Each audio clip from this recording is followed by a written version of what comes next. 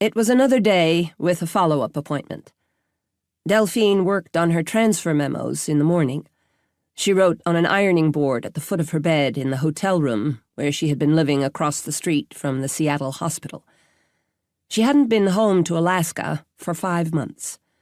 Her doctor appointments and infusions came often enough it wasn't worth traveling back. Insurance didn't pay for her flights, but it helped her cover the expense of the hotel. After the second month of treatment, she decided to write the memos for her students and colleagues to conclude the story of her research. Delphine intended for the memos to sound like a cross between a formal scientific paper and a well-researched article for a popular journal, not a personal memoir. There would be no graphs or tables. There would be nothing about cancer or grief.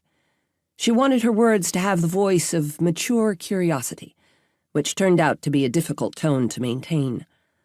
She had written 2 memos already, one for the humpback whales and one for the killer whales. But the memo that kept drawing her mind off into the shadowy gloom of her imagination was the one concerning the myriad unanswered questions about the sperm whales. She had been trying to develop a common thread, but she was still struggling with a thought she wanted to convey. How do animals with large brain mass and a high degree of dexterity within their dynamic environment develop strategies for getting what they want? Food, breeding opportunities, safety. She split the question into 2 parts. How could large-brained animals gain things they wanted, like feeding or breeding strategy?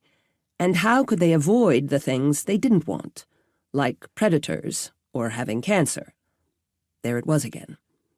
Or having a dead partner at the time when she needed him most. Delphine wasn't happy with her efforts so far. Diving into the murky waters of judging another creature's intelligence tempted her scientist's mind toward solipsism. By the time she finished her 5th draft of the sperm whale memo and walked to her follow-up appointment, she had decided she wanted to stick with what she had seen, photographed and gathered in her 40 years of research. There was plenty there to consider. Outside, it was early summer, and songbirds fluttered in the plantings around the hospital. Through the open window of the examination room, she could barely make out the scent of Puget Sound, while the constant traffic thrummed from the freeway and cars honked intersections to life. A car alarm blared, and a child somewhere was crying at the top of their lungs. The crying should have been distressing, but it wasn't. In fact, the small calamity sounded as if it were drifting away on a balloon.